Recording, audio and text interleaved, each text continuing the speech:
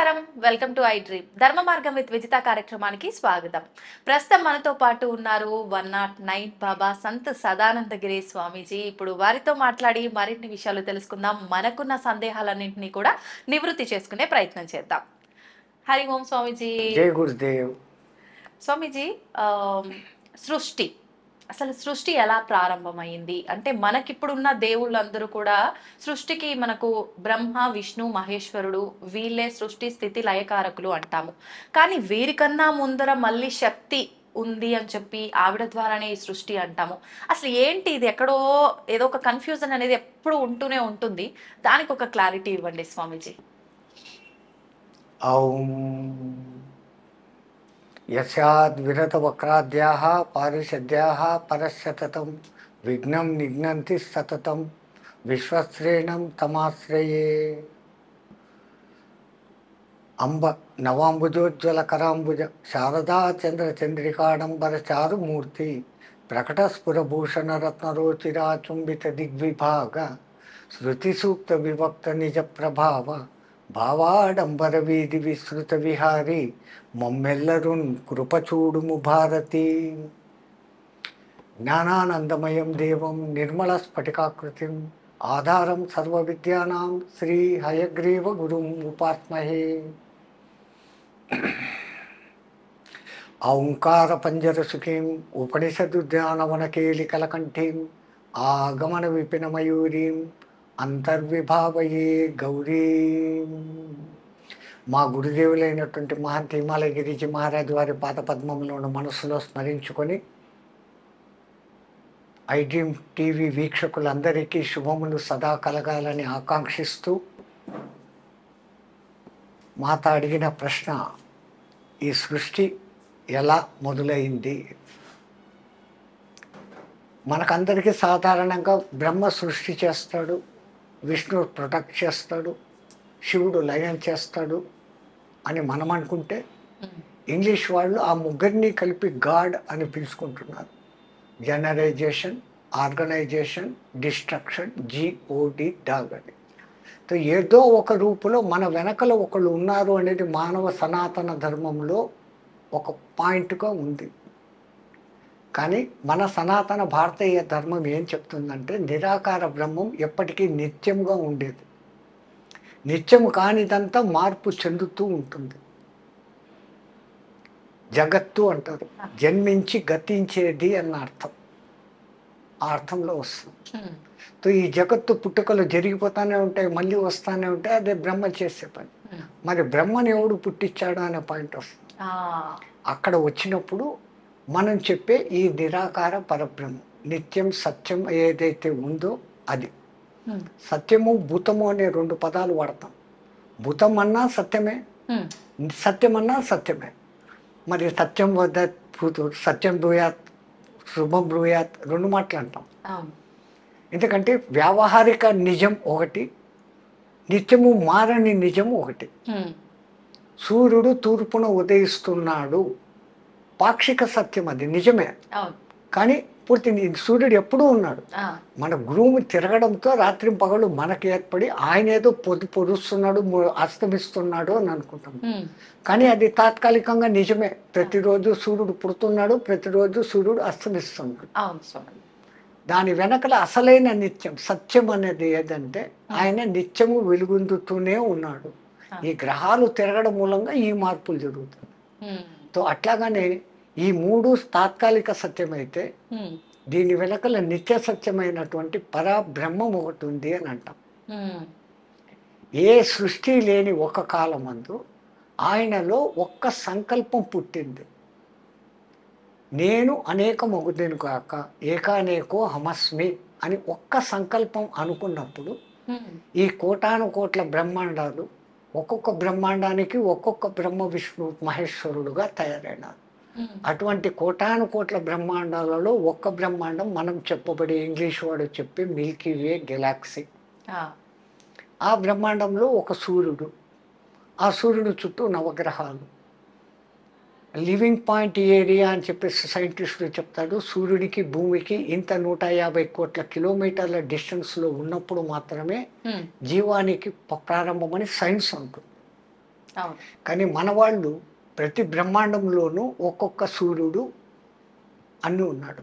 అంటే దేవతలు, దేవుళ్ళు కూడా ఒక్కొక్క బ్రహ్మాండానికి ఒక్కొక్కరు. మనం ఎలా అయితే జన్మలు తీసుకుంటామో వాళ్ళ అలా అవతారాలు మళ్ళీ మళ్ళీ. సేమ్ అక్కడ స్వర్గలోకాలు, ఇంద్రలోకాలు, వరుణలోకాలు, అన్ని లోకాలు, అన్ని అన్ని అన్ని అన్ని అన్ని యాజ్ ఇట్ ఈస్. ఓహ్! ఇక్కడ ఇప్పుడు మనమిద్దరు ఇక్కడ ఎట్లా ఇంటర్వ్యూ అవును. తీసుకుంటున్నామో ఇంకో లోకంలో కూడా అక్కడే ఉన్నాం. ఇప్పుడు స్వామీజీ మనకు యుగాంతం వచ్చి ఒక యుగం అంతమైపోయి ఇంకో యుగంలోకి వెళ్తామంటారు.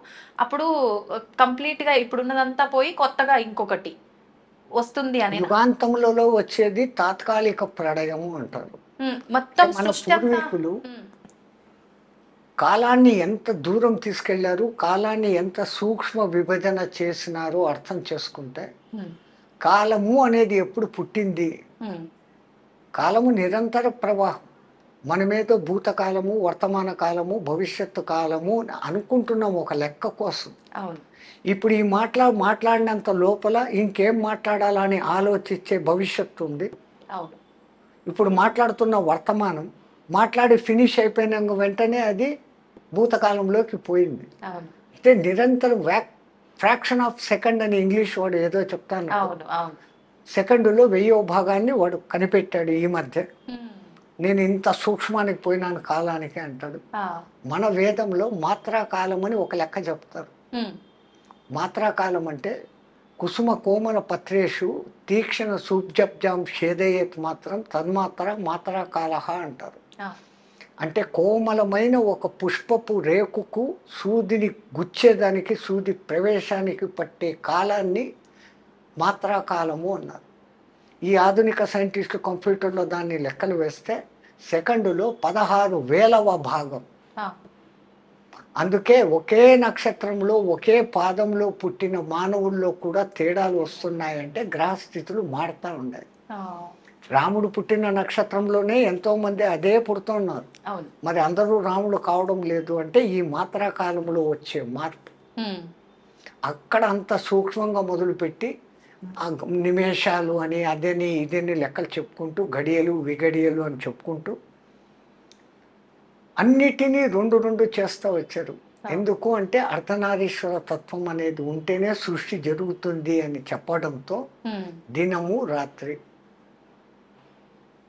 7 రోజులు కలిస్తే వారం, 2 వారాలు కలిస్తే పక్షం, పక్షం. 2 పక్షాలు కలిస్తే నెల, 2 నెలలు కలిస్తే ఒక ఋతువు, హ్మ్. 3 ఋతువులు కలిస్తే 2 ఆయనాలు, ఆయనం ఉత్తరాయణం సంవత్సరం. ఓహ్! ఆ తర్వాత పుష్కరం 12, హ్మ్. ఆ తర్వాత షష్ఠి, ఇంపార్టెంట్ డేట్స్ చెప్పుకుంటూ పోయారు. ఆ తర్వాత సహస్ర చంద్ర దర్శనం 80, ఆ! ద్విషష్ఠి 120 ఏళ్ళు పూర్ణాయుధార్థం. హ్మ్. ఇట్లా మన వాళ్ళు చెప్పుకుంటూ ఈ సంవత్సరాలు 4,32,000 అయితే దాన్ని ఒక కలియుగ ప్రమాణంగా చెప్పారు. ఓకే. కలియుగం దాంట్లో కూడా మళ్ళీ సంఖ్యాశాస్త్రం 4, 3, 2 కలిపితే 9. హ్మ్. ఈ కలియుగానికి రెండింతలు ఆ! 8,64,000 సంవత్సరాలు. అది ద్వాపరయుగం. అవును. ఈ కలియుగానికి మూడింతలు ఆ! 12,96,000 సంవత్సరాలు. హ్మ్. అది త్రేతాయుగం. ఈ కలియుగానికి హ్మ్. కృతయుగం. ఓకే. ఓకే. 17,28,000 సంవత్సరాలు. హ్మ్. ఈ 4 యుగాలను కలిపి ఒక్క మహాయుగం అంటారు. ఆ! ఈ ఒక్క మహాయుగానికి మళ్ళీ టోటల్ చేస్తే ఆ! 43,20,000 సంవత్సరాలు. ఇట్లాంటి మహాయుగాలు 1000 అయితే బ్రహ్మదేవుడికి ఒక పగలు, 1000 అయితే బ్రహ్మదేవుడికి ఒక రాత్రి. వామ్మో! 1000 మహాయుగాలు కలిగిన తర్వాత బ్రహ్మదేవుడు విశ్రమించినప్పుడు హ్మ్. ఇంతవరకు జరిగిన ఈ సృష్టి అంతా ఆయనలోకి పోతుంది. ఆయనలోకి. మళ్ళీ ఉదయం తెల్లారిన తర్వాత హ్మ్. మళ్ళీ పైకి తీస్తాడు. ఆ! ఇంతకుముందు జన్మలో ఒక బంటుగా ఉన్నోడు ఈ జన్మలో రాజు. ఈ ఈ క్రియేషన్, ఆ! ఈ మార్పులు, వాడి కర్మలు, వాడు చేసిన ఉత్తమ సేవలను బట్టి ప్రమోషన్స్, డిప్రెషన్స్ అనేటి లెక్కన హ్మ్. వాళ్ళలో ఈ మార్పులు జరుగుతూ సృష్టి ఇట్లా అనంతంగా జరుగుతూ ఉంటుంది. హ్మ్. ఇట్లాంటి సృష్టి చేసే ఈ బ్రహ్మకు ఆ! ఒక్కరోజు ఇంత అయితే అటువంటి 365 రోజులు ఇంటూ 100 అయితే ఈ బ్రహ్మ కూడా పోతాడు. అప్పుడు ఆ బ్రహ్మ పోయినప్పుడు పెద్ద కల్పం, పెద్ద వినాశనము అంటారు. ఆహా. మళ్ళీ కొత్త బ్రహ్మ వస్తాడు. అందుకే భవిష్యత్తు బ్రహ్మ హనుమంతుల వారు అని ఇప్పుడే చెప్పి ఉన్నారు మన వాళ్ళు. అవును అవును, వాస్తవమేనా ఇట్లా ఈ స్వామీజీ? బ్రహ్మలు మారుతూ ఉంటారు. ఆ, ఇట్లా బ్రహ్మ మారితే అది విష్ణుదేవుడికి ఒక్క రోజు అంట. విష్ణుదేవుడికి ఒక్కరోజు. అట్లా శ్రీ మహావిష్ణువుకు ఒక్కరోజు ఇంటూ 365 ఇంటూ 100 వేస్తే ఉమ్, ఆ శ్రీ మహావిష్ణువు కూడా కరారవిందేన పదారవిందం ముఖారవిందేన వినివేశయంతం వటస్య పటస్య పుటేశయనం బాలముకుందం మనసాస్మరామేని బాలముకుందుడు అయిపోతాడంట. ఆ, ఆయన అట్లా బాలముకుందుడు అయితే ఉమ్, అది శివ పరమాత్మకు ఒక్క ఉచ్ఛ్వాస నిశ్వాస కాలం అంట. వామ్మో. అట్లా శివ పరమాత్మకు 21,600 హంసజపము జరిగిపోతే ఆయనకు ఒక్క రోజు. ఉమ్, అటువంటి రోజులు ఇంటూ 365 ఇంటూ 100 అయితే ఆ, ఆయన జగన్మాతలో కలిసిపోతాడంట. ఓ, అట్లా జగన్మాతలో కలిసిపోతే ఆ కాల సమయం ఉమ్, జగన్మాతకు ఒక్క రెప్పపాటు కాలం అంట. ఫ్రాక్షన్ ఆఫ్ మీరు సెకండ్ ఈ ఇంటూలు చేసుకుంటూ పోతే ఏ కంప్యూటర్లో పట్టదు, పట్టదు. కోట్ల పేజీల పుస్తకంలో సున్నాలు పెట్టుకుంటూ పోతే కూడా చేత కాదు. మన పూర్వీకులు ఆ, అనంత కాలాన్ని అట్లా చెప్పారు, సూక్ష్మ కాలాన్ని ఇట్లా చెప్పారు. ఉమ్, ఉమ్, అట్లా నేను ఏకానేకో హమస్మి అనుకున్న ఆ పరబ్రహ్మ ఒక్క లక్ష్యంతో ఈ సృష్టి ఏర్పడింది అని సనాతన ధర్మం వాళ్ళు చెప్తారు. ఈ ఆధునిక సైంటిస్టులు సూర్యుడు పుట్టడము, ఈ గెలాక్సీ పుట్టడము ఇదంతా 198 కోట్ల సంవత్సరాలు వాళ్ళకి వచ్చారు అప్రాక్సిమేట్లీ. ఆ, వాళ్ళ లెక్క మన లెక్క కరెక్టు అనే దానికి ఉమ్, మనము సంకల్పం చెప్పుకునేటప్పుడు ఆద్య బ్రహ్మ ద్వితీయ పరార్థే అంటాం. ఆ, అంటే ఇప్పుడున్నటువంటి బ్రహ్మ యొక్క 50 ఏళ్ళు నిండిపోయి 51వ బర్త్డే ఫస్ట్ డేట్లో ఉన్నాడు అని. ఉమ్, మరి ఇప్పుడు నేను చెప్పిన లెక్క ప్రకారము ఈ ఇన్ని లక్షల సంవత్సరాలన్నింటినీ కలుపుకుంటూ ఇంటూ 50 సంవత్సరాలు చేస్తే ఆ, అది 203 కోట్ల సంవత్సరాలకు వస్తుంది. అంటే ఈ సైంటిస్టులు చెప్తున్న దానికి అదికి ఒకటే. ఒకటే. ఎక్కడ తేడా అంటే ఉమ్, అంతా ఈ 198 ఏళ్ల క్రితం బిగ్ బ్యాంగ్ జరిగి ఆ, విశ్వం పెరిగినప్పుడు భూమి మీద ఏమీ లేదు, భూమి అగ్నిగోళం లాగా ఉండింది. ఉమ్, చల్లబడేదానికి కొన్ని కోట్ల సంవత్సరాలు అయింది. ఆ తర్వాత ఈ డైనోసారస్ అనేటివి వచ్చాయి, ఉమ్, అవి కూడా అంతరించిపోయినాయి, ఉల్కాపాతాలు జరిగి. ఆ, ఆ తర్వాత మళ్ళా ఎక్కడో నీళ్లలో ఒక చిన్న జీవం వచ్చింది, ఉమ్, అమీబా అనబడేటువంటి మొదటిది. ఆ, తర్వాతే ద్వికణ జీవిగా మారింది, ఏకకణ జీవి ద్వికణ జీవిగా మారింది, అది కూడా నీళ్ళలోనే. ఉమ్, ఇట్లా కణాలు పెరుగుతూ పెరుగుతూ పెరుగుతూ జల జీవాలు ఏర్పడ్డాయి. ఆ జలంలోనే ఉండకుండా మెల్లగా భూమి మీదకి రాను మొదలుపెట్టాయి. ఉమ్, నీళ్ళలోకి వస్తూ భూమిలోకి వస్తూ తిరుగుతూ ఉన్నాయి కొన్ని వేల సంవత్సరాలు. ఆ, మళ్ళీ కొన్ని వేల సంవత్సరాలకు నీళ్లను వదిలేసి భూమి మీదనే నివసిస్తున్నాయి. అవును. ఆ తర్వాత ఈ జంతు లక్షణాలను వదులుకుంటూ మెల్లగా మానవ లక్షణాలకు పుణికి పుచ్చుకున్నాయి. ఉమ్, తర్వాత జంతు లక్షణాలను పూర్తిగా వదిలేసి మానవుడిగా మారినాయి. ఆ, మానవుడు తెలివితేటలు పెంచుకున్నాడు, ఆయుధాలు కనిపెట్టినాడు, రాజ్యాలు ఏర్పాటు చేసుకున్నాడు. ఉమ్, ఆ తర్వాత అతని బ్రెయిన్ పూర్తిగా వికసించి అన్నిటి మీద కమాండ్ తీసుకున్న స్థాయికి వచ్చాడు అని సైంటిస్టులు అంటారు. ఓకే. మన సనాతన ధర్మంలో దశావతారాలు చెప్పారు. ఆ, దశావతారాలలో మొట్టమొదటి చేప, మత్స్యావతారం, అది నీళ్ళల్లో. అవును. రెండవ అవతారం కూర్మావతారం, అది నీళ్ళలోనూ ఉంటుంది, భూమి మీద భూమి ఉంటుంది. మీద ఉంటుంది. మూడవది నీళ్లను పూర్తిగా వదిలేసి భూమి మీదనే ఉండేది వరాహ అవతారం. ఆ తర్వాత జంతు లక్షణాలను వదులుకుంటూ మానవ లక్షణాల్లోకి వస్తూ ఉంది నారసింహ అవతారం, జంతువు నుంచి మనిషిగా డెవలప్. అవును. జంతు లక్షణాలు అన్నీ వదిలేసింది ఆ, సూక్ష్మ మానవుడు వామనుడు. అవును. ఈ వామనుడు మెల్లమెల్లగా డెవలప్ అవుతూ ఆయుధాలు కనిపెట్టినాడు, పరశురామ అవతారం. రాజ్యాలు ఏర్పరచుకున్నాడు, రామ అవతారం. ఉమ్, పూర్ణ మానవుడిగా మారినాడు, శ్రీకృష్ణ పరమాత్మ. నవ దశావతారాలకు దీనికి ఇంచుమించు అన్నీ దగ్గరే. ఉమ్, వాళ్ళ దృక్కోణం వేరే, మన దృక్కోణం వేరే. ఆ, దృష్టి మారుతుంది కానీ సృష్టిలో మార్పు లేదు. లేదు. ఆ సృష్టి ఇట్లే జరుగుతూ ఉంటుంది, నాశనం అవుతూ ఉంటుంది, పుడుతూ ఉంటుంది అని మనం అంటాం. అవును. ఇది అప్పుడు పుట్టింది ఎప్పుడు పోతుందో అని వీళ్ళు లెక్కలేస్తే సూర్యుడు ఇంకా కొన్ని కోట్ల సంవత్సరాలకు పోతాడు, బిగ్ స్టార్ అదేమో అయిపోతాడు, పోతుంది అయిపోతుంది అంటాడు. అయిపోతుంది మళ్ళా వస్తూనే ఉంటుంది. ఎందుకంటే ప్రతి గెలాక్సీకి మధ్యలో ఒక బ్లాక్ హోల్ అనేది ఉంది. ఈ గెలాక్సీలు అన్నిటికీ మధ్యలో అనంతమైన చీకటి ఉంది. అందుకే సైంటిస్టులు అంటారు కనపడేదంతా 5%, కనపడనిది అంతా 95% ఉంది అంటారు. దాన్ని బ్లాక్ మ్యాటర్ అంటారు. దాన్ని తెలుగులోకి ట్రాన్స్లేట్ చేస్తే కృష్ణ పదార్థం. కృష్ణ అని అనకూడదు. ఎందుకని అనకూడదు స్వామిజీ? ఇప్పుడు కృషివలుడు అంటారు మీరు, అక్కడ క్రూ అంటారు. అవును అవును. కృపాచార్యుడు క్రూ అంటున్నారు. కృషి చెయ్యండి అంటాం. అక్కడ ఏం వాడుతున్నారు? క్రూ అంటారు. కృతజ్ఞతలు అంటున్నారు. అప్పుడు క్రూ అంటాడు. కృతజ్ఞుడు వాడు అంటాడు. అక్కడ క్రూ వాడతాడు. మా కృష్ణుడి దగ్గరకు వచ్చేసరికి కృష్ణ అంటున్నారు కానీ కృష్ణ అనడం లేదు. వాస్తవానికి కృష్ణ కృష్ణ అన్నప్పుడు మన తృష్ణ తీర్చువాడు కృష్ణుడు. కృష్ అంటే అనంతము. ఆ అనంతాన్ని ఇచ్చువాడు కృష్ణ. అందుకే కృష్ణుని మనం ఆరాధించినప్పుడు ఆ పేరునన్నా సరిగ్గా ఉచ్చరిస్తే వాడు మన మాట వింటాడు. ఎంతసేపు కృష్ణ కృష్ణ అంటే నన్ను కాదులే ఎవడో కృష్ణ అని పిలుస్తున్నాడు, నన్ను పిలవడం లేదు అనుకుంటాడు. ఓకే స్వామీజీ, హనుమంతుల వారి విషయానికి వస్తే చాలా ఎక్కువగా ప్రాధాన్యత ఇస్తూ ఉంటారు హనుమంతుల వారికి ప్రతి విషయంలో కూడా. అసలు మామూలుగా రామాయణం విషయం చూసుకుంటే గనక మనకు ముందు నుంచి హనుమంతుల వారు రామాయణంలో ఉన్నట్టుగా మనకు చెప్పబడలేదు. కిష్కింద కాండ నుంచి హనుమంతుల వారు ఉన్నట్టుగా మనకు పురాణాలు చెప్తూ ఉన్నాయి, శాస్త్రాలు చెప్తూ ఉన్నాయి. మరి ఎందుకు ముందు నుంచి లేని ఒక క్యారెక్టర్ కి ఎందుకు అంత ప్రాధాన్యత అనేది నా క్వశ్చన్. ఇది చెప్పాలంటే రామనామ మహిమ ముందు చెప్తే హనుమంతుల వారి గురించి తర్వాత చెప్పుకోవచ్చు. అలాగే 4-5 కథలు వస్తే తప్ప హనుమత్ తత్వం అర్థం కాదు. మొట్టమొదట తెలియాల్సింది రామతత్వం. రామ అనే 2 అక్షరాలు ఎందుకు అంత ఫేమస్ అయింది?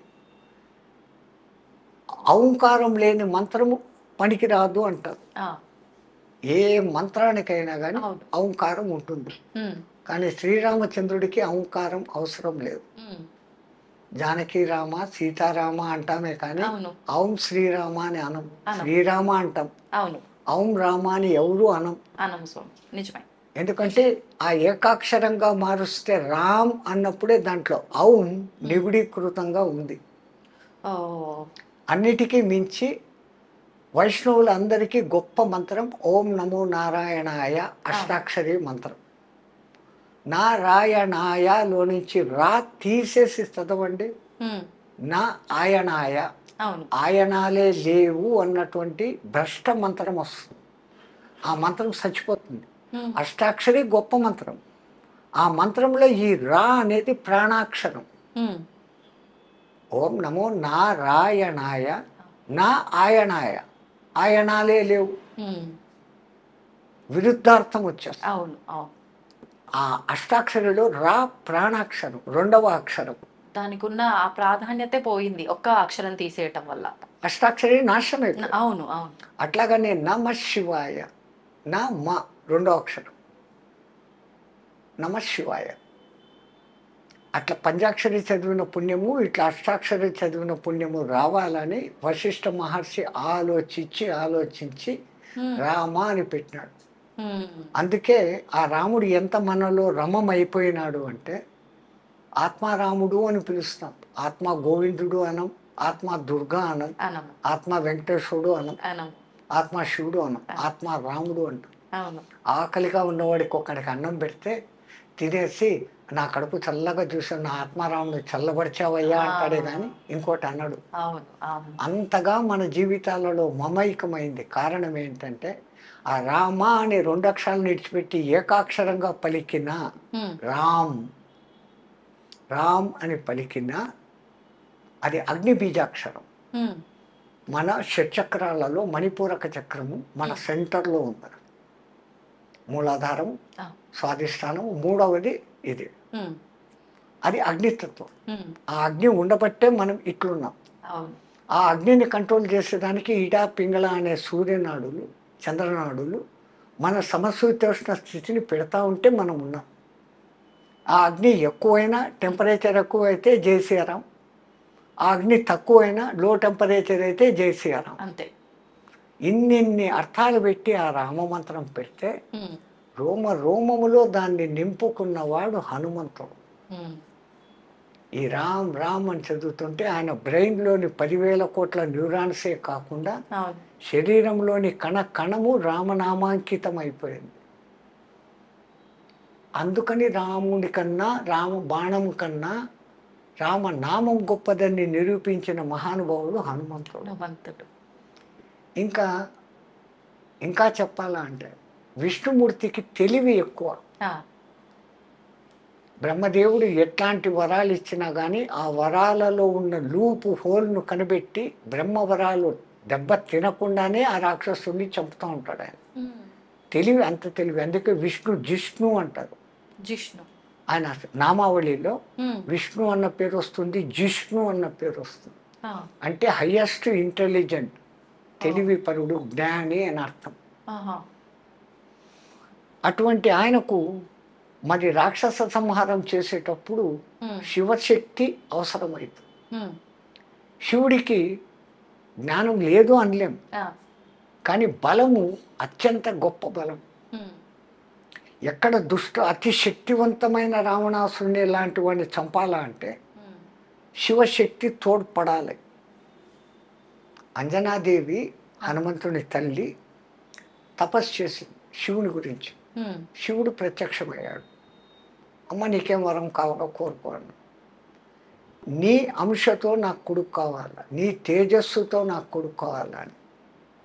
అంటే ఆయన అన్నాడు, నా తేజస్సును పార్వతీదేవే భరించలేక గంగానదిలో వదిలిపెట్టేస్తే ఉమ్. కొన్ని ఏండ్లు ప్రవాహంలో పోయి శరవణాలకు తగిలి 6 ముక్కలై చల్లబడితే ఆ. శరవణభవుడు అనే సుబ్రహ్మణ్యుడుగా వచ్చాడు. నా తేజస్సును పార్వతే భరించలేదు, మానవ కాంత, అందున నువ్వు వానర కాంత, నువ్వు నా శక్తి ఎక్కడ భరిస్తావు, నేను ఇవ్వను ఈ వరం అంటాడు. ఇస్తే ఈ వరం, లేకుంటే పోను. ఆయన పైకి వెళ్ళిపోతాడు. ఉమ్. అక్కడ ఆలోచిస్తాడు, జగత్సర్వం దైవాధీనం, తద్దైవం మంత్రాధీనం, తద్మంత్రం సాధకాధీనం, ఉమ్. తస్మిన్ కార్యనేవ సాధక సర్వోత్కృష్ట. దేవుడి కన్నా సాధకుడు గొప్పోడు. రమ్మంటే వాడు రావాలి, ఉమ్. మంత్రానికి కట్టుబడి. జగత్తంతా ఆయన కంట్రోల్లో ఉంటే అవును. ఆయన ఎవరి కంట్రోల్లో ఉన్నాడంటే మంత్రం కంట్రోల్లో ఉంటాడు. ఆ మంత్రం ఎవరి కంట్రోల్లో ఉండంటే సాధన చేసేవాడి కంట్రోల్లో ఉంది. ఇప్పుడు ఎవడు గొప్ప? తో ఆయన అక్కడ పోయి ఆలోచించి, మరి నేను వరం ఇచ్చి తీరాలా, అవును. నా శక్తిని ఆమెకి ఇస్తా, భరిస్తుందో చస్తుందో నాకు సంబంధం లేదు. అగ్నిదేవుణ్ణి రమ్మంటాడు. ఆయన వచ్చి, ఇప్పుడు నేను నాకు కొంచెం తేజస్సును నీ చేతికి ఇస్తాను, ఉమ్. తీసుకెళ్ళి అంజనాదేవికి ఇచ్చేయి అంటాడు. తీసుకుంటాడు ఆయన. కైలాసం దాటేంత వరకు అగ్నిదేవుడికి ఏం కాలే. ఆ. కైలాసం దాటి కాలు బయట పెట్టగానే ఆ. అగ్నిదేవుడే మండిపోను మొదలు పెట్టాడు ఆ శివ తేజస్సు. ఓ. మనిషికి ఆపద వస్తే బంధువుల దగ్గరికి పోడు, ఆ. స్నేహితుల దగ్గరికి పోతాడు. బంధువుల దగ్గరికి పోతే ఆ బంధువులు ఏమంటారు, ఇంకా అప్పుడు చులకనగా అంతా ఎగిరావు, ఇప్పుడు పోగొట్టుకొని మా దగ్గరికి వచ్చావా, కష్టం వస్తే మేమా అని ఎగతాళి చేస్తాడు. వాస్తవం. అదే స్నేహితుడైతే సాయమన్నా చేస్తాడు, స్వాంతన మాటలన్నా చెప్తాడు, కానీ గేలి చేయడు. ఉమ్. తో అగ్నిదేవునికి స్నేహితుడు గాలి. ఉమ్. వాయువు. ఎక్కడ వాళ్ళిద్దరు జంట పదం. ఆ. మంటలు ఎక్కడైనా మండినాయంటే గాలి వస్తే మంటలు ఇంకా ప్రేరేపిస్తాయి. అవును. అవును. ఆక్సిజన్, మంట మండాలా అంటే హైడ్రోజన్, దానికి పక్కన ఆక్సిజన్ ఉండాలి. ఉండాలి. హైడ్రోజన్ అగ్నిదేవుడు అయితే ఉమ్. పక్కన ఉండేవాడు వాయుదేవుడు వీడు. ఉమ్. తో ఆయన తలుచుకుంటాడు, ఏం నీ సమస్య అంటాడు. ఆ శివుడు నాకు ఈ డ్యూటీ పెట్టాడు, ఉమ్. నేను ఆంజనా దగ్గరికి పోయేంత లోపల నేను భస్మం అయిపోతాను, నన్ను కాపాడు అంటాడు. ఉమ్. ఆ తేజస్సు నా చేతికి అని హిమవత్ పర్వత సానువులలో బర్రు బర్రు బర్రు అని తిరుగుతాడు. ఉమ్. ఆ హిమాలయాల శీతలానికి ఆ శివతత్వ తేజస్సు శక్తి ఉష్ణత తగ్గుతుంది. ఆహా. ఆ తగ్గినప్పుడు అంజనాదేవి ఎప్పుడు ఇస్తావు శివ అని కూర్చొని ఉంది. ఆ, వాయుదేవుడు తెచ్చి ఇదమ్మా అని వేసాడు. ఎందుకని మనం వాయుపుత్రుడు అంటున్నాం. వెనకల కారణము ఆమె కోరిక శివుడు. శివుడు ఆ విధంగా హనుమంతుడుగా ఎందుకు పుట్టాల్సి వచ్చిందంటే దానికి ఇంకో కథ ఉంది. ఉమ్, రామాయణంలో ఈ కథలు రావు. అవును అవును. అన్ని పురాణాలు చదివితే తప్ప రామాయణం అర్థం కాదు. అందుకే వ్యాసుల వారికి రామాయణం ఎంత ఇష్టము అంటే రామాయణం వినా పురాణం పూర్ణం కాదు అని రాసేశాడు. ప్రతి పురాణంలోనూ రామాయణ కథ ఉంటుంది. ఉమ్, పురాణానికి కొన్ని లక్షణాలు ఉంటాయి. మన్వంతరము అది ఇది అనేసి ఆ, 6 లక్షణాలు ఉంటే దాన్ని పురాణం. ఉమ్, 7వ ముఖ్య లక్షణం ఏంటంటే రామాయణ కథ లేకుండా పురాణం పూర్తి కాదు అని. ఆ, నవం ఎప్పుడు కొత్తగా ఉండేది అని పురాణాలకు పేరు.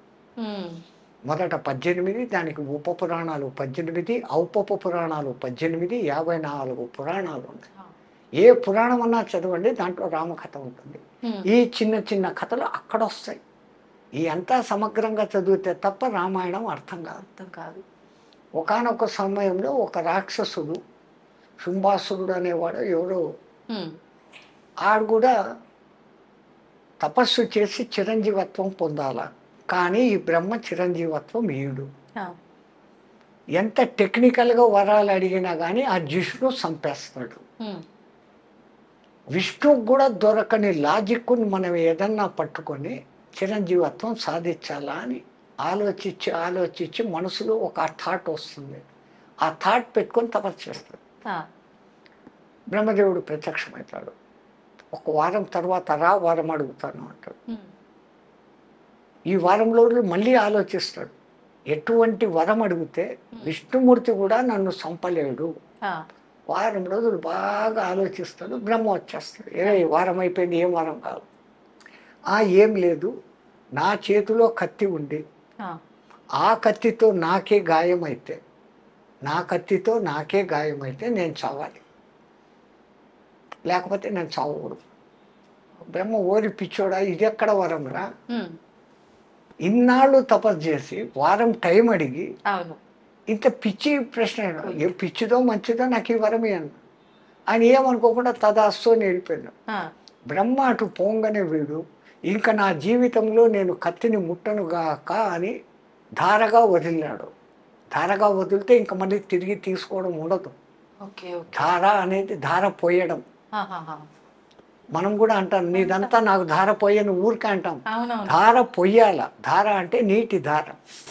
Okay okay. అందుకే బలిచక్రవర్తి వామనుడు వచ్చినప్పుడు ఉమ్, నీకేం కావాలా అడుగు అంటాడు. ఆ, ఒక్క అడుగు అడగను, 3 అడుగులు అడుగుతాను అంటాడు. మీ తెలుగులో చమత్కారం ఇదే.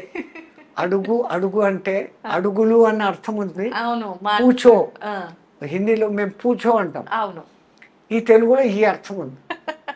నీకేం కావాలో అడుగు అంటే ఒక్క అడుగు అడగను, 3 అడుగులు కోరికలు కోరతాను అన్నాడు. ఆ, అడగడం అంటే కోరిక. అడగటం అంతే.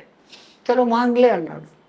మరి ఇచ్చేటప్పుడు నాకు ఉమ్, నేను అడిగింది నాకు ధార పోసి అన్నాడు. ఆ, అంటే ఇంకా నేను మాట తప్పను, తప్పను. ఇంకా ఇస్తాను అని. ఉమ్, ఆ ధార పోసేటప్పుడు శుక్రాచార్యుడు అడ్డం వస్తాడు. ఆ, వచ్చినోడు విష్ణు నిన్ను నాశనం చేసేదానికి వచ్చినాడంటే అంతటి విష్ణు చెయ్యి కింద నా చెయ్యి పైన ఉంటే ఇంకేం కావాలా అనేసి ఆయన్ను కూడా కాదని చెప్పి ధారాపాతంగా నేను నీకు ఇస్తాను, నువ్వు అడిగిన 3 అడుగులు ఇస్తాను అంటాడు. ఉమ్, అనగానే ఈయన ఒక్క అడుగుతో నీ రాజ్యం అంతా కావాలా అంటాడు. ఆ, 2వ అడుగుతో నువ్వు సంపాదించుకున్న పుణ్యలోకాలు అన్నీ కావాలా అంటాడు. పైలోకాలు. పైలోకి. అయిపోయింది. ఇంకా 3వ అడుగు ఇంకెక్కడ అడగాలి? ఆ, నా తల మీద పెట్టు అంటే రసాతలానికి ఆయన్ను ఉచ్చస్థానానికి పంపుతాడు. నీచస్థానం కాదు అది. ఉమ్, అతల వితల సుతల తలాతల రసాతల మహాతలాలు స్వర్గము కన్నా అద్భుతమైన వైభోగాలతో ఉంటాయి. ఓ, అక్కడ బలిని పంపించేసి బలికి ద్వారపాలకుడుగా విష్ణుమూర్తి ఉంటాడు. విష్ణువే ధార బాగా పోయడంలో ఇంత అర్థాలు ఉన్నాయి. ఆ, ఈడేమో ఇక్కడ ఈ ధార పోసాడు. ఇంకా లేని అల్లకొల్లాలు వీనికి ఎన్ని శక్తులు వచ్చేసినాయంటే దేవతలకు మించిన శక్తులు. ఏది అనుకుంటే సంకల్పంతో ఆయుధాలు చేతికి వచ్చేసే శక్తి వచ్చేసింది. ఉమ్, ఇంకా ఈయన జయించడం చేతకాడం లే. ఇంద్రుడు అల్లాడుతూ వచ్చాడు. త్రిపురాసులను చంపగలిగినావు నువ్వు, నువ్వే సరైనోడి, వాడి మీదకి యుద్ధానికి పోవాలి. ఈయన పోయాడు. వాడు ఇంకా ఏమిది, వాడు కత్తి మట్టుకు పట్టుకోడు, ఇంకా ఏమి శూలం అంటే శూలం, పాశుపతాస్త్రం అంటే ఏదైనా అన్నీ చేస్తాడు. చావుడు. శివపరమాత్మ యుద్ధం చేసి చేసి చేసి అలసిపోయి రిటర్న్ వచ్చేస్తాడు. దేవతలంతా మీటింగ్ పెట్టుకున్నాడు. అరే బ్రహ్మ, నువ్వు ఏం వరం ఇచ్చినావురా? ఏం లేదు, వాడి చేతితో కత్తి ఉండాలంట, వాడికి దెబ్బ తగలాలంట, వాడు చావాలంట. ఓ సింతేనా, మనం కత్తి తీసుకొని పోయి యుద్ధం చేస్తామని మళ్ళీ పోయినాడు. ఆయన కత్తి పట్టడం లేదు, కత్తిని అడ్డగిస్తూ ఏమేమో పడతాడు. ఈయన అలసిపోతానాడే తప్ప వాడు కత్తి పట్టడం. తను ఓడిపోయి మళ్ళీ వచ్చాడు. మళ్ళా మీటింగ్ పెట్టుకున్నప్పుడు విష్ణుమూర్తి దీర్ఘంగా ఆలోచిస్తా అన్నాడు.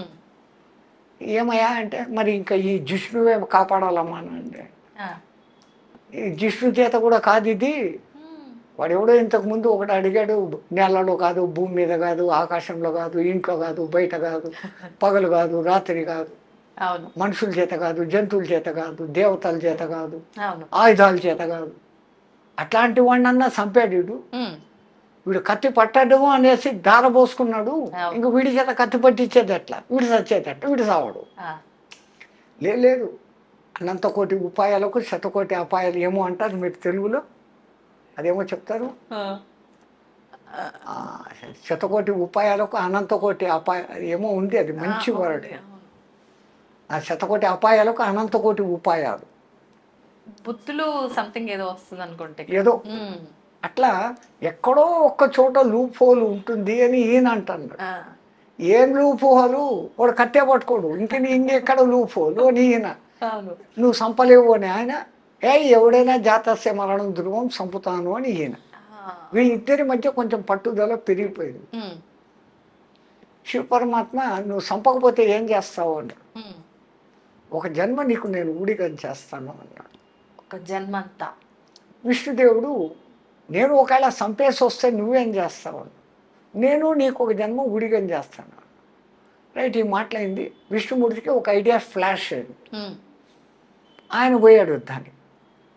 కొన్ని రోజులు కావలసి కల్లా ఆ ఆయుధాలతో ఈ ఆయుధాలతో వాని రహస్యం తెలిసినా యుద్ధం చేసినాడు. చేసి ఒరే అలసిపోయినా అన్నాడు. మధుకైటబులను చంపేటప్పుడు ఏ తెలివి వాడినాడో ఆ తెలివి వాడినాడు. మధుకైటబులతో కూడా యుద్ధం చేసి, మీరు ఇంత పరాక్రమవంతులుగా చచ్చేటట్లు లేరు, మీకు వరం ఇస్తాను అన్నాడు. వాళ్ళు అహంకారంతో, మాకు నువ్వేం వరం ఇచ్చేది, మేమే నీకు వరం ఇస్తాం, కోరుకో అన్నాడు. మాట తప్పదు కదా అన్నాడు. తప్పము అన్నాడు. అట్లయితే నేను కోరుకునే వరం నా చేత మీరు సావండి అన్నాడు. వాళ్ళు అదే ఇరుక్కున్నామే అని అక్కడ కూడా తప్పించుకునేదానికి నీళ్లు లేని చోట మమ్మల్ని సంపు అన్నాడు. అప్పుడంతా జలార్ణవం. అప్పుడు విష్ణుమూర్తి తన ఊరువులను విపరీతంగా పెంచుతాడు. ఇప్పుడు ఈ ఊరువుల మీద నీళ్లు లేవు, వీళ్ళకి రండి అంటాడు. వాడు వచ్చి తలకాయలు ఇస్తాడు, చంపేస్తాడు. విష్ణుమూర్తిని అందుకే జిష్ణు అంటారు. వాడు ఎంత ఇంటెలిజెంట్, ఇంకోటి లాయర్లకు సూపర్ లాయర్.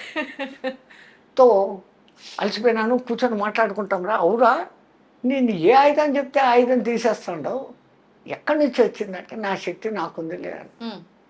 అయినా అన్ని ఆయుధాలు వాడినా కానీ నా దగ్గర ఉన్న అస్సలు మెయిన్ ఆయుధాలు వాళ్ళే ఇంతవరకు అన్నాడు. ఇంకా ఏముండేది నీ దగ్గర? ఇది సుదర్శన చక్రం 1000 అంచులు ఉండేది అన్న. ఇది మహాసుదర్శనం అని వాడు 10,000 అంచుల సుదర్శనం బయటికి తీసినాడు. చూ అనేసి దాన్ని అక్కడ పక్కన పెట్టి టెక్నిక్ అదే. మళ్ళీ ఇది పాంచజన్యము. ఈ శంకు ధ్వని వింటేనే ఎంతో దూరం పోతారా. ఇది మహాశంఖం అని చెప్పి వాడు ఇంత పెద్ద శంఖం తీసినాడు. పోటీగా ఇది కౌమోదికం రా అన్నాడు. వాడు వెంటనే ఇది మహాకౌమోదికం అని ఇంత పెద్ద గద తీసినాడు. వీడు లైన్లో పడుతున్నాడు అనుకుని ఇది షార్జరం అనే ధనుస్సురా అన్నాడు. ఇది మహాషార్జరము అన్నాడు. వాడు ఇంకా లైన్లో పడిపోయినాడు. ఇది నందకమురా అన్నాడు. అనగానే చూడు ఇది మహానందకం అనేది వాడు పెద్ద కత్తి పట్టుకుంటాడు. ఈ కత్తి ఇట్లా పట్టుకోగానే విష్ణుమూర్తి ఇక్కడ వచ్చి ఎగిరాడు. చిన్న ఘాటు పడింది. వాని చేతిలో కత్తి, వానికి చిన్న ఘాటు, చచ్చాడు. అందరూ విష్ణుమూర్తికి జై అంటే శివపరమాత్మ నవ్వుకుంటూ కూర్చోండి. వీళ్ళకు భవిష్యత్తు తెలుసు, ఇదంతా జరిగే నాటకం. అంతే. ఆ విష్ణుమూర్తి వచ్చి ఏమయ్యా నేను చంపాను, మరి ఏం చేస్తావు అని. ఆ! నువ్వు రామావతారం ఎత్తు, నేను హనుమంతుడే వస్తాను అని. ఓ. అంజన కోరుకోవడం, అక్కడ రావడం, ఇక్కడ ఇది ఆ యుద్ధము, ఎన్నిటి మూల కారణంగా ఆంజనేయ స్వామి మనకు వచ్చాడు. అందుకే పంచముఖ ఆంజనేయ స్వామిని చూపించేటప్పుడు విష్ణు శక్తులన్నీ దాంట్లో ఉంటాయి. 5 ముఖాల్లో ఏది మొదటిది, భూమిని పైకెత్తాలంటే ఎంత శక్తి కావాలా? వరాహ శక్తి, ఒక ముఖం ఆంజనేయుడు. రెండవది హిరణ్యకశిపుడు లాంటి రాక్షసుని చంపాలా అంటే నృసింహ శక్తి, రెండవ ముఖం. హయగ్రీవుడు లాంటి రాక్షసుని హయగ్రీవుడు లాగానే చంపాలా కాబట్టి అక్కడ అమ్మవారి నాటకమే. ఆ హయగ్రీవుడు అనే రాక్షసుడు వాడు ఎట్లాంటి వరం అడిగినాడంటే కేవలం సేమ్ నాలాగా ఉండేవాడి చేతిలోనే నేను చావాలి. వాడి తలకాయ గుర్రం ముఖం, హయగ్రీవుడు. హయం అంటే గుర్రం, గ్రీవం అంటే మేడ, హయగ్రీవం. మరి ఇంకో హయగ్రీవం ఏడుంది? అందరూ ఓడిపోయినారు. విష్ణుమూర్తి కూడా యుద్ధం చేసి అలసిపోయి బాణం కింద తల పెట్టుకొని అలసిపోయి పడుకున్నాడు. ఆయన పడుకున్నాడు, నిద్రపోతున్నాడు. యుద్ధం చేసి చంపుతాడు అంటే నిద్రపోతున్నాడు, నిద్ర లేపాల. ఆయన నిద్ర లేపితే కోపగించుకుంటాడేమో, తెలివిగా లేపుతాము అని బ్రహ్మదేవుని పిలిచి వాడిని ఎట్లా ఒకట్లా లేపు. ఆయన విల్లు పట్టుకుని ఉన్నాడు కదా, ఆ నారిని కట్ చేస్తే విల్లు ఇట్లా ఉంటుంది. నారి ఉన్నప్పుడు బెండ్ బలంగా ఉండి ఉంటుంది, ఆ విల్లు తెంపేస్తే ఇట్లా ఉంటుంది కదా. ఆయనకు మెలకు వస్తుంది, మళ్ళీ యుద్ధం చేస్తాడు. బ్రహ్మదేవ ఆ విల్లుని కొరికే అంట, నారిని కొరికే అంట. అంటే అంతవరకు బ్రహ్మ సృష్టించని ఉమ్రీ పురుగులు అనబడేటువంటి చెదలను పుట్టిస్తాడు. ఆ చెదలకు చెప్తాడు పోయి నారిని కట్ చేయండి. ఆయన్ను కట్ చేస్తే మాకేం లాభము అని అయ్యి యజ్ఞంలో మీకు కూడా భాగం ఇస్తాము అన్నాడు. ఆ మాట విని అయిపోయినాయి. ఇప్పుడు కూడా సాంప్రదాయంగా యజ్ఞం జరిగిన తర్వాత, యజ్ఞం పూర్తయిన 2వ రోజు లోపల తవ్వితే కింద మీకు ఆ చెద పురుగులు కనపడతాయి. ఆ పరుగులు కనపడినాయి అంటే మీ యజ్ఞం సక్రమంగా చేసినట్టు. యజ్ఞం అంటే మామూలు విషయం కాదమ్మా. సుక్కు శృవాల శుద్ధి, భూశుద్ధి, వాస్తు శుద్ధి, ఇటుకల శుద్ధి, ఆ హోమద్రవ్యాల శుద్ధి, ఇన్ని చేస్తే యజ్ఞం. అది హోమము యజ్ఞము మధ్య తేడా ఏంటి స్వామి? పేర్లు అదే. యజ్ఞం అంటే పలానా పేరు మీదే ఈ యజ్ఞం చేస్తున్నానని సంకల్పించుకొని ఇన్ని రోజుల వరకు చేసేది యజ్ఞం. హోమం అంటే నిత్యాగ్ని హోమం. బ్రాహ్మణుల ఇంట్లో 3 అగ్నులు ఎప్పుడు పెట్టుకొని ఉంటారు కదా, గ్రాహపత్యము, ఆవహనీయము, అగ్ని అనేది 3 అగ్నులు ఉంటాయి. అది ఆ సిస్టమ్. ఇప్పుడు మళ్ళా సబ్జెక్ట్ మంది ఎక్కడో డివియేట్ అవుతుంది. పురాణాల కథలు సామాన్యంగా ఉండవు. మనం పంచముఖ హనుమంతుడి హయగ్రీవుడు అది కొట్టంగానే ఎంత జోరుగా ఈ నారి కొడుతుందంటే విష్ణుదేవుని తలకాయ ఎగిరిపోతుంది. ఒరెవరే లేపుతాం అనుకుంటే తలకాయ పోయింది, ఎత్తుకంటే కనిపిస్తాము అనుకుంటారు, దొరకదు. అప్పుడు అందరూ జగన్మాతను ప్రార్థిస్తే ఫలానా చోట గుర్రం ఆ ముఖం పట్టుకొని ఉంది, దాన్ని కట్ చేసి పెట్టండి అంటారు. ఆ గుర్రం తలకాయ తీసుకొని వచ్చి పెడతారు. అంటే ఇప్పుడు టెక్నాలజీ చేయి తీసి చేయి పెట్టినట్లు దేవతలకు ఏం తెలుసు అంటే తలకాయలు తీసి తలకాయలు పెట్టే టెక్నిక్ గణపతి దగ్గర నుంచి హయగ్రీవుడి దగ్గర నుంచి అనేకం ఉంది. వేదాల్లో అనేక చోట ఈ అశ్విని దేవతలు అనే దేవతల వైద్యులు యుద్ధరంగంలో కాళ్ళు చేతులు తెగిపోయిన వాళ్ళకు ఇనుప కాళ్ళు ఇనుప చేతులు వేసినట్లుగా రాసి ఉన్నారు. ఆపరేషన్స్లో మన వాళ్ళు అంత ఎక్స్పర్ట్స్. వాళ్ళు ఎట్లా చేసినారో ఆపరేషన్స్ ఉన్నాయా స్వామిజీ? ఖచ్చితంగా. కానీ ఆ టెక్నాలజీ ఎటువంటిది అనేది మనకు తెలియదు. మూర్ఖులు అడుగుతారు, ఏనుగు తల ఇంత ఉంటుంది, మనిషి మెడ ఇంత ఉంటుంది, ఎట్లా కలిపినారు అని అంటారు. మొన్న ఎవడో ఒక సైంటిస్టు ఒక తలను తీసి ఇంకో మనిషి తలను పెట్టాలా అని ప్రయోగం చేస్తున్నాడు అని పేపర్లో పడింది. అది సక్సెస్ అయిందో లేదో తెలియదు. వాళ్ళ టెక్నాలజీ వేరే, మన టెక్నాలజీ అంతా టెస్ట్ ట్యూబ్ బేబీల వరకే వచ్చింది. అంతే జైగోటుగా ఇక్కడ తయారు చేసి దాన్ని మళ్ళీ తల్లి గర్భంలోనే పెడుతున్నారు. కానీ తల్లి గర్భం అవసరం లేకుండా కౌరవులను ఆయిల కుండలలో పుట్టించారు. దశరథుడు చనిపోతే భరతుడు వచ్చేంత వరకు శవం పాడు కాకుండా తైల భాండంలో పెట్టి రక్షించినారు అని రాసి ఉంది. శవాన్ని ఎన్ని రోజులైనా భద్రపరిచే టెక్నాలజీలు వాళ్ళ దగ్గర ఉన్నాయి. ఇప్పుడేమో ఐస్ బాక్సులు, మీకు మిషన్లు కనపడుతున్నాయి. వాళ్ళ టెక్నిక్లు వేరే. వాళ్ళు అంటే మెదడు బుర్రకు పని పెట్టి మళ్ళీ ఇప్పుడు ఎప్పుడైతే హయగ్రీవ తల వచ్చిందో వాడి కోరిక ప్రకారం నాలాంటి వాడి చేతిలో సవాలని చచ్చాడు. అంటే విష్ణుమూర్తికి అక్కడ ఆ హయగ్రీవ తల వచ్చేదానికి అమ్మవారి అనుగ్రహము, శివశక్తి. అందుకే ఆ పంచముఖ ఆంజనేయ స్వామిలో హయగ్రీవ ముఖం. ఆ తర్వాత రామచంద్రుల వారి కార్యం నిర్వర్తించేదానికి హనుమత్ ముఖం 4. అఖిలాండ బ్రహ్మాండాలను తన కడుపులో పెట్టుకున్న శ్రీ మహావిష్ణువును మోసి తీసుకొని పోవాలంటే గరుత్మంతుడు ఎంత బలంగా ఉండాలా?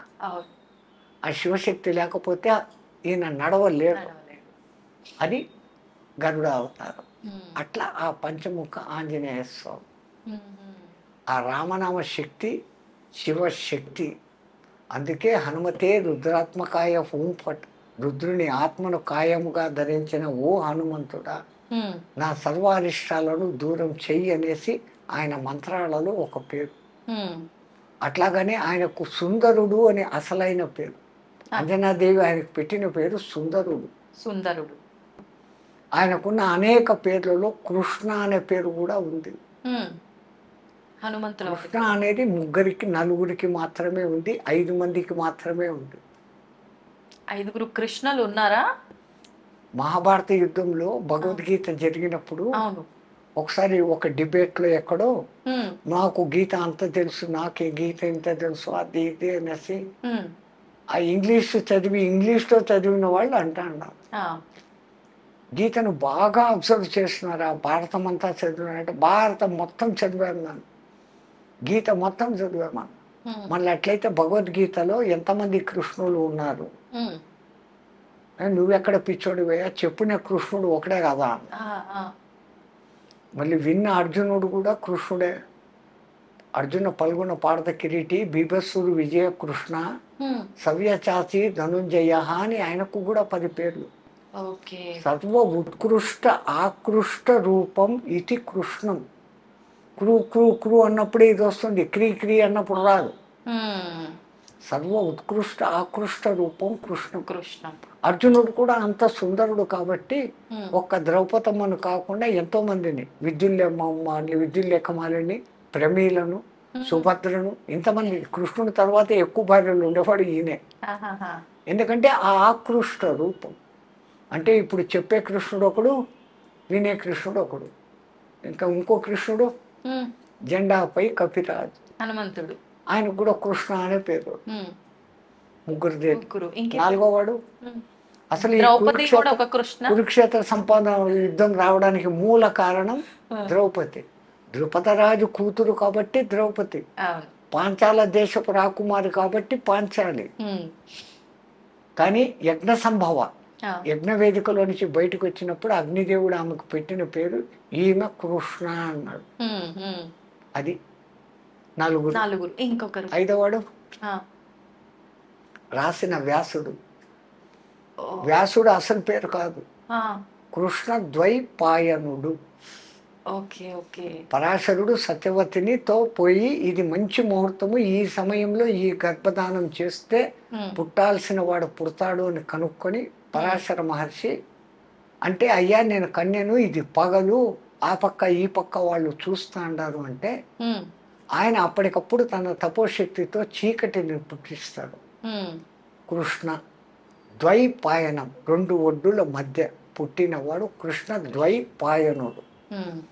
ఆయన పూనుకొని వేదాలను, ఏకంగా ఉన్న వేదాన్ని 4గా వ్యాసము విభజించాడు, వ్యాప్తం చేశాడు. కాబట్టి వ్యాసుడు వ్యాసుడు వ్యాసుడు అంటాం. అసలు పేరు కృష్ణ ద్వైపాయ. 5 మంది కృష్ణుడు. మనం రామాయణం నుంచి భారతానికి వచ్చాము. ఇప్పుడు హనుమంతుల వారు గురించి మాట్లాడుతున్నాం కాబట్టి స్వామీజీ, హనుమంతుల వారి జననం కూడా 2 సార్లు జరిగిందా? ఒకసారి మూర్ఛిల్లి పడిపోవటము ఏదో జరిగింది అని చెప్పి, మళ్ళీ అప్పుడు ఆయన మూర్ఛిల్లితే బయటకు వస్తే 2వ జననం కాదు. జరిగింది ఏంటంటే సూర్యుని పండు అనుకుని పైకి ఎగిరినప్పుడు ఇంద్రుడు వజ్రాయుధం వేశాడు. ఉమ్, వజ్రాయుధం దెబ్బకు ఎవరైనా సస్తారు. ఆ, కానీ ఇంద్రుడు వజ్రాయుధం వేయడంలో ఎందుకు కారణం అంటే ఈయన కారణ జన్ముడు. ఆ, ఈయన హనుమలు బాగుంటే ఉమ్, వేదాన్ని బాగా పలకగలడు. భవిష్యత్తులో ఈయుడు సూర్యుని దగ్గర విద్య నేర్చుకోవాలి. ఆ, వేద మంత్రాలు చదవాలంటే హనుమలు బాగుండాలి. హనుమలు అంటే దవడలు. దవడలు. ఈ దవడలు బాగుండాలంటే దానికి ఆ పలుకు రావాలి. ఉమ్, ఉమ్, ఆ పలుకు వచ్చేదానికి ఆ దవడలు బలిష్టమయ్యేదానికి కొట్టాడు ఆయన. ఆ, దానికి ఆయన మూర్ఛిల్లి కింద పడిపోయాడు. ఒక విధంగా అందరూ చచ్చిపోయినారు అనుకున్నాడు. అవును, అవును. గాలిదేవుడు కొంచెం బాధపడ్డాడు. ఉమ్, నా మూలంగా వచ్చిన శివశక్తి ఇట్ట పడిపోయింది, ఉమ్, నేను వీచను అంటే గాలి ఒక్క క్షణం వీచకపోతే జైసీయరం. అంతే. అప్పుడు ఒక్కొక్క దేవత ఒక్కొక్క వరం ఇస్తూ ఉమ్, వీడిని నా బ్రహ్మాస్త్రం కూడా ఏమి చేయదు అని బ్రహ్మ, నా మారుణాస్త్రం ఏం చేయదని ఆయన, ఉమ్, నా యమపాశం పనిచేయదని ఈయన, ఇట్లాంటి వరాలన్నీ ఇస్తున్నారు. ఉమ్, ఆ గాయం మూలంగా ఆ దవడలు ఉబ్బడంతో ఆయన ముఖము కొంచెం ఇదే అయింది. ఆహా, రెండవది వానరులు అంటే కోతులు కావు, ఉమ్, వాళ్ళమున్న నరులు. అంటే తోక ఉన్న. నరులు ఆ, 32 వెనుపూసలు 33 వెనుపూసలు ఉన్న మనమే ఈ యోగంతో కుండలిని యోగంతో జ్ఞానులం అవుతా ఉంటే వాళ్లకు తోకలో 32 ఇంకా ఎక్స్ట్రా ఉండేటివి. 64 చతుషష్ఠి, ఉమ్, 66 ఆ వెన్నుపూసలతో వాళ్ళు ఎంత శక్తిమంతులుగా ఉంటారు. అది ఒక జాతి ఒక కాలంలో ఉండేది, రామాయణ కాలం. ఉమ్, ఆ జాతి అంతరించింది. ఉమ్, కోతులు అని మనం అనుకుంటాం. అనుకుంటా. అవును. మరి కోతి కోతుల కోతి నుంచి వచ్చి చేష్టలు ఉంటే హనుమంతుడు ఆ రాజ్యం ఏంటే ఇప్పుడు అన్ని కోతులు ఉన్నాయి, ఇన్ని రకాల కోతులు ఉన్నాయి, ఒకటి ఇంతవరకు మారలేదు. అవును, ఆ కోతుల నుంచి మనిషి వచ్చినాడు అంటున్నారు. ఆ, మరి కోతులుగానే ఉన్నాయి. అవును. అవన్నీ మారి మనుషులుగా అవ్వాలిగా మరి, నిజంగానే మీరు అన్నట్టు. పోనీ ఇంతకాలంలో ఏ చింపాంజీను ఆ, ఏ గొరిల్లాను కొద్దిగా మార్పులు అయ్యి మనిషిలాగా కావడం లేదే. లేదు. స్వామీజీ, శివుడి గురించి ఇందాక మీరు కైలాసం దాటిన తర్వాత అగ్నిదేవుడు దాటని వరకు ఏమవ్వలేదు, దాటిన తర్వాతే మార్పు జరిగింది అన్నారు కదా. అంటే నిజంగా శివుడు కైలాసంలో ఉంటాడా? కైలాసం అనేది నిజంగా ఉందా? ఇప్పుడు మన కళ్ళకు కనపడేటివి గ్రహ నక్షత్ర తారాల వరకే. ఉమ్, స్వర్గలోకము, ఇంద్రలోకము, వరుణలోకము, వాయులోకము, ఇవన్నీ లోకాలు ఉన్నాయి. ఆ, ఒక్కొక్క దేవతకు ఒక్కొక్క లోకము. యక్షలోకము, కిన్నరలోకము, కింపురుషలోకము, సిద్ధలోకము, సాధ్యలోకము, చానూరలోకము, ఇన్ని రకాల లోకాలు ఉన్నాయి. ఉమ్, అవి ఏంటి అంటే ఒక మానవుడు మామూలు స్థాయి నుంచి సాధన బాగా చేస్తే మానవ గంధర్వ పొజిషన్లోకి వస్తాడు. అంటే మంచి సంగీత కళలు, మీ ఆంధ్రాలో ఘంటసాల, మా హిందీలో మహమ్మద్ రఫీ, మన్నాడే, ఇట్లాంటి వాళ్ళు మానవ గంధర్వులు. ఆ, ఇంకా ఉత్కృష్ట స్థానానికి పోతే గంధర్వులు అనే గంధర్వ లోకంలోకి చేరతారు.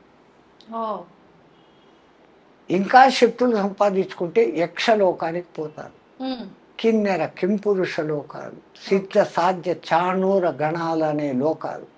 అంటే ఈ మానవులలో సాధనా శక్తి పెరిగే కొద్దీ వచ్చే లోకాలు. ఉమ్, ఇవన్నీ అయిపోతే ఇంకా పూర్ణత పోస్తే దేవతలు, ఏది అడిగినా ఇచ్చేదానికి సిద్ధంగా ఉండేవాళ్ళు అనబడే దేవతలు. ఉమ్, కానీ వీళ్ళందరికీ కూడా ఆయు ప్రమాణాలు ఉన్నాయి. ఆ, నిరంతరము ఉండేది ఆ పరబ్రహ్మం ఒకటి తప్ప ఇవన్నీ మారిపోతానే ఉంటాయి. ఉమ్, అంతటి వాడు కాబట్టే హనుమంతుల వారు ఉమ్, సంజీవని పర్వతాన్ని తీసుకొని వచ్చి లక్ష్మణుని బతికిచ్చారు.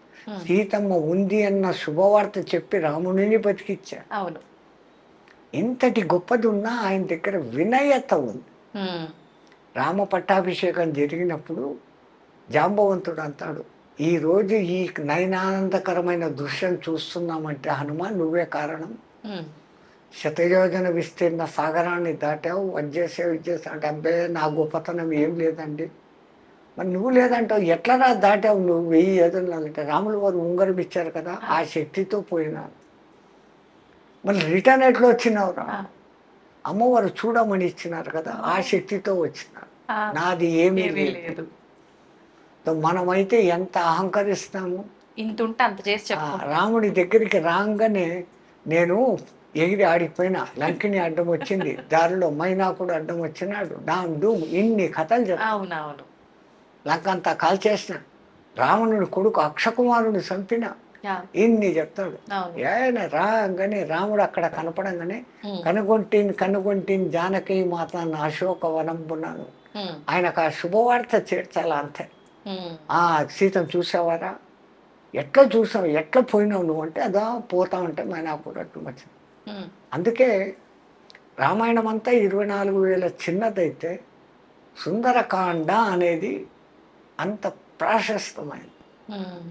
మా ఉత్తర భారతదేశంలోని తులసీదాసు ఆ.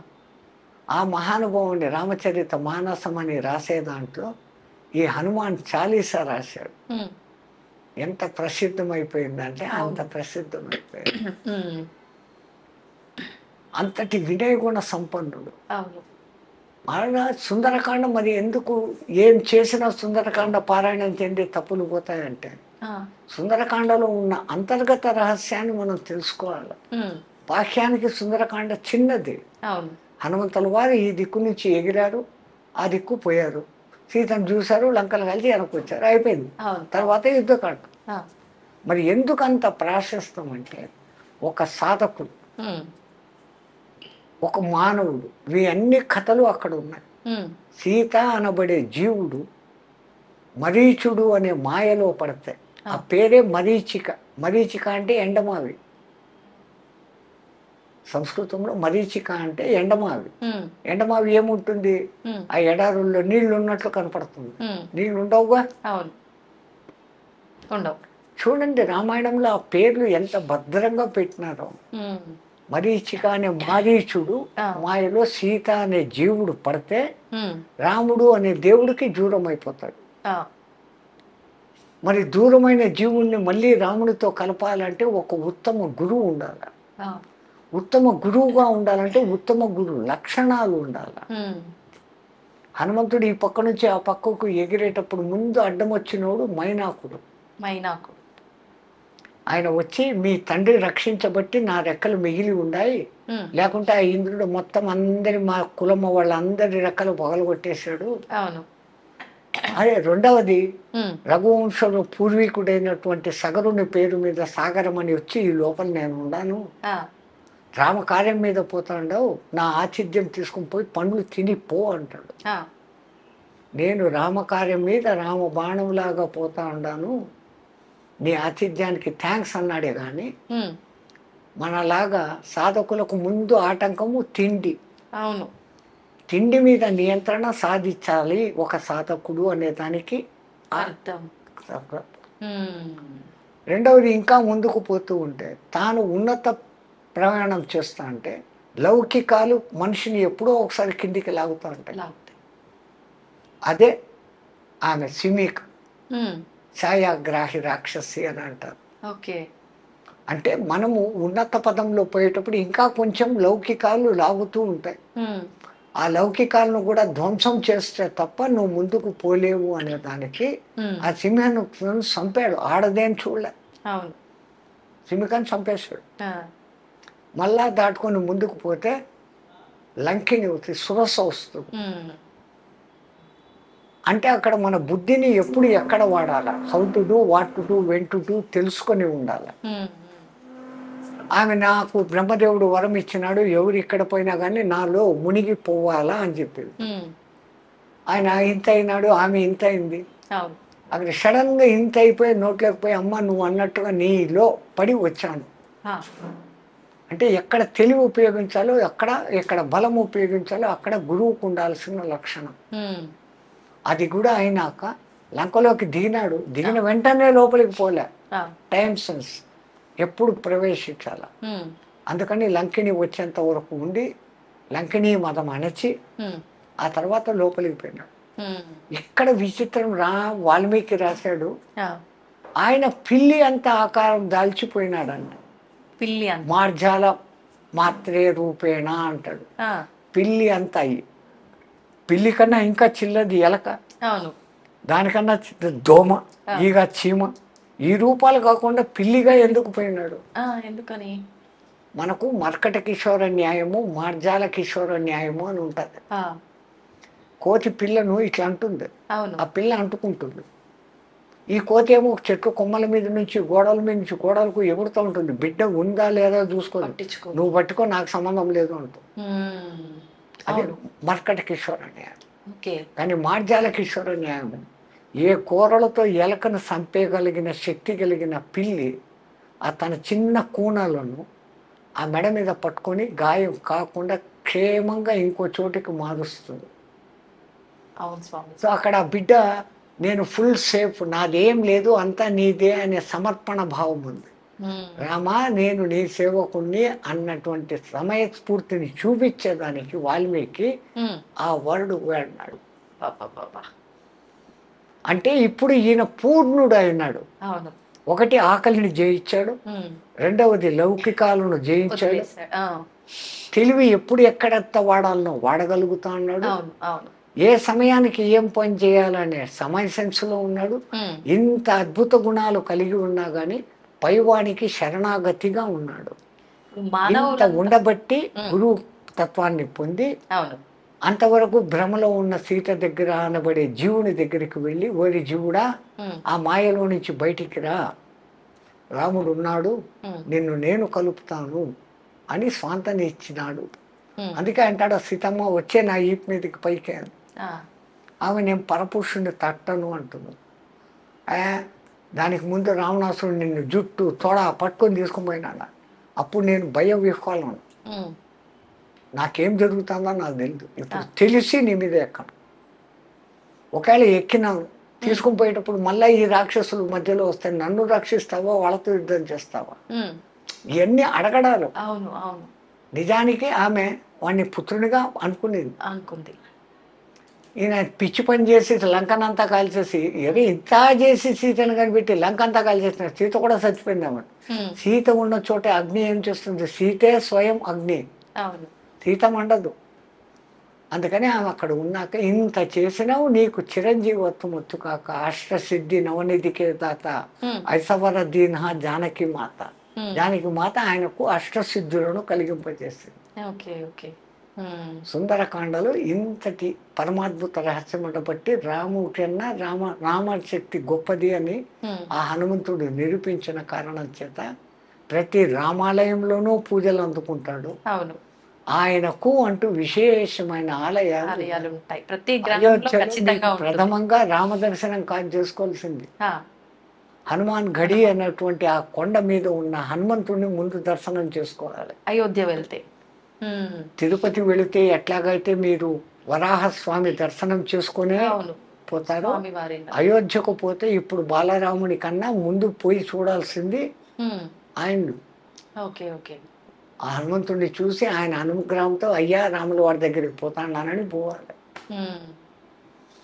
నాకు తెలిసిన రామాయణ విశేషాలు.